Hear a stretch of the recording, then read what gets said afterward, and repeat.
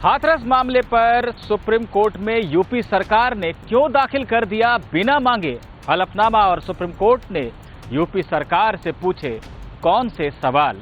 कायदा कानून का यह वीडियो इसी मसले पर।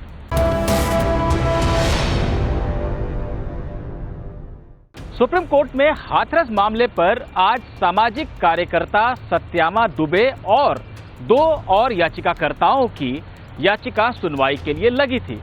इस याचिका में ये मांग की गई थी कि जांच का जिम्मा सीबीआई को सौंपा जाए या हाईकोर्ट या सुप्रीम कोर्ट के रिटायर्ड जज के नेतृत्व में एसआईटी का गठन किया जाए। साथ ही साथ याचिका में ये मांग भी रखी गई थी कि मुकदमे का ट्रांसफर यूपी से बाहर कर दिया जाए, उसकी सुनवाई दिल्ली की कोर्ट में हो।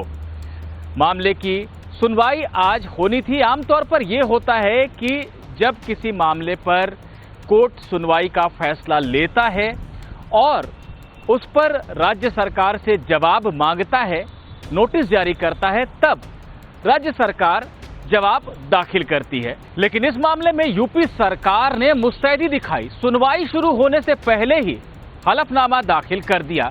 इस हलफनामे में यूपी सरकार ने अपने एक कदम को जो इस मामले में उठाए गए थे उसे उचित ठहराया, कानून के मुताबिक ठहराया, खुद को पाक साफ दिखाने की कोशिश की।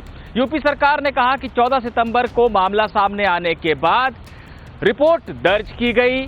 19 सितंबर को पीड़िता ने अपने साथ बलात्कार की कोशिश की बात की तो 354 आईपीसी की धारा, जो कि औरत की गरिमा को ठेस पहुंचाने के लिए दर्ज की जाती है, उसे एफआईआर में जोड़ा गया। 22 सितंबर को पीड़िता ने अपने साथ गैंगरेप की बात की तो वो धारा लगाई गई। उसके बाद उसका मेडिकल एग्जामिनेशन कराया गया जिसमें रेप की पुष्टि नहीं हो पाई।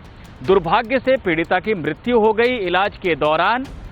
उसके बाद कानून व्यवस्था की स्थिति न बिगड़े इसलिए रात को दाह संस्कार करना पड़ा प्रशासन को, लेकिन इससे पहले परिवार की अनुमति ली गई, उनकी रजामंदी ली गई। यूपी सरकार ने आगे कहा है कि हम पूरी तरह से चाहते हैं कि मामले में सच सामने आए, लेकिन तमाम निहित स्वार्थ वाले लोग हैं जो मामले को जातीय रंग देकर दंगे फैलाना चाहते हैं, उनकी साजिश की भी अलग से जांच की जा रही है। लेकिन इस मामले में पीड़िता को न्याय मिले, पूरा सच सामने आए, यही हमारी भी कोशिश है। हमने पहले एसआईटी का गठन किया, उसके बाद जब ये लगा कि मामले में पुलिस का दखल नहीं होना चाहिए, निष्पक्ष जांच होनी चाहिए, तो अपनी तरफ से सीबीआई जांच की सिफारिश कर दी। यूपी सरकार ने आगे कहा है कि सीबीआई ने अभी तक हमारी सिफारिश को स्वीकार नहीं किया है। ऐसे में हम सुप्रीम कोर्ट से दरख्वास्त करते हैं कि वो खुद सीबीआई को यह आदेश दे कि वो जांच का जिम्मा संभाल ले और सुप्रीम कोर्ट खुद ही जांच की निगरानी करे ताकि सच सामने आ सके। ये तो बात हुई यूपी सरकार के हलफनामे की। अब बात करते हैं आज सुनवाई में हुआ क्या। सुनवाई के दौरान न सिर्फ याचिकाकर्ता सत्यामा दुबे बल्कि और भी कई नए याचिकाकर्ताओं की तरफ से वकील मौजूद थे, लेकिन सबसे पहले यूपी सरकार की तरफ से सॉलिसिटर जनरल तुषार मेहता ने पक्ष रखा। उन्होंने कहा कि हम इस मसले को लेकर बहुत संवेदनशील हैं, इसलिए हमने पहले ही हलफनामा दाखिल कर दिया है। हम ये चाहते हैं कि सुप्रीम कोर्ट जांच का आदेश सीबीआई को दे दे और खुद जांच की निगरानी करे, या अगर किसी जज की निगरानी में जांच करवानी है, कोई एसआईटी का गठन करना है, तो सुप्रीम कोर्ट जो भी आदेश देगा हम उसे स्वीकार करने को तैयार हैं। इसके बाद याचिकाकर्ताओं ने अपनी बातें रखनी शुरू की, उन्होंने जांच में खामियां गिनानी शुरू की। सबने ये कहा कि ये झकझोर देने वाली घटना है। इस पर चीफ जस्टिस ने कहा कि आप सब एक ही बात कह रहे हैं कि घटना झकझोर देने वाली है। हम भी ये जानते हैं कि यह घटना साधारण नहीं है, इसीलिए तो हम आपसे ये सवाल नहीं कर रहे हैं कि आप लोगों का इस मामले से क्या लेना देना है। अगर हमारे पास किसी को याचिका दाखिल करनी थी तो वो परिवार को दाखिल करनी थी, लेकिन आप लोगों ने याचिका दाखिल की है। हम मसले की संवेदनशीलता को समझते हैं, इसीलिए आपको सुन रहे हैं।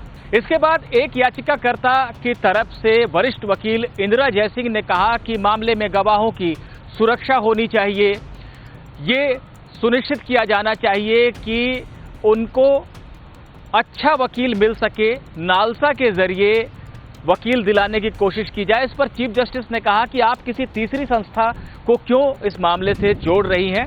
हम अच्छा वकील मिल सके पीड़ितों को, इसको सुनिश्चित करेंगे, अपनी तरफ से देखेंगे। अगर आपका कोई सुझाव है तो वो दीजिए। इंदिरा जयसिंह ने जैसे ही वकील का नाम सुझाना चाहा, सॉलिसिटर जनरल ने इसका कड़ा विरोध किया। उन्होंने कहा कि हम कोर्ट को पहले ही बता चुके हैं कि तमाम निहित स्वार्थ वाले तत्व हैं जो मामले को बिगाड़ने की कोशिश कर रहे हैं। मामले में जांच एजेंसी के ऊपर भरोसा किया जाना चाहिए। सुप्रीम कोर्ट अपनी तरफ से किसी को वकील नियुक्त करना चाहता है तो हमें इसका कोई विरोध नहीं करना है, लेकिन पहले सारे मामले को देखने के बाद ही कोर्ट निर्णय ले। आखिरकार चीफ जस्टिस ने 2-3 बिंदुओं पर यूपी सरकार से जवाब मांगे और मामले की सुनवाई अगले हफ्ते के लिए टाल दी। सुनवाई के दौरान जजों ने बार बार ये संकेत दिया कि वो चाहते हैं कि इलाहाबाद हाईकोर्ट इस मामले को देखे। उन्होंने कई बार कहा कि इलाहाबाद हाईकोर्ट एक संवैधानिक कोर्ट है, वहां पर भी बहुत अच्छे जज हैं और वो सक्षम है कानूनी रूप से मामले को देखने के लिए। ऐसे में हमें ये नहीं समझ में आ रहा है कि मामला हमारे पास क्यों आया है, लेकिन चूंकि ये मामला बहुत संवेदनशील है, असाधारण है, इसलिए हम 2-3 बिंदुओं पर जवाब चाहते हैं यूपी सरकार से। पहली बात, हमें ये बताया जाए कि गवाहों की सुरक्षा को लेकर मामले में क्या किया जा रहा है। दूसरी बात, हम ये जानना चाहते हैं कि क्या पीड़ित परिवार ने किसी वकील को नियुक्त किया है।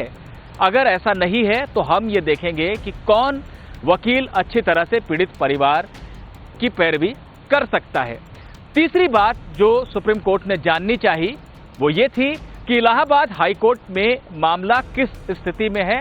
हाईकोर्ट अभी इस मामले से जुड़े कौन कौन से पहलुओं को देख रहा है। Chief justice S A Bobde जो सुनवाई करने वाली बेंच की अध्यक्षता कर रहे थे, उन्होंने कहा कि हम ये सुनिश्चित करेंगे कि मामले की जांच बहुत अच्छे तरीके से हो सके। सॉलिसिटर जनरल ने कहा कि कोर्ट ने जितने भी सवाल पूछे हैं उसका जवाब वो परसों तक दाखिल कर देंगे, जिसके बाद चीफ जस्टिस ने कहा कि ठीक है, फिर मामला अगले हफ्ते सुनवाई के लिए दोबारा लगाया जाएगा। एबीपी न्यूज आपको रखे आगे।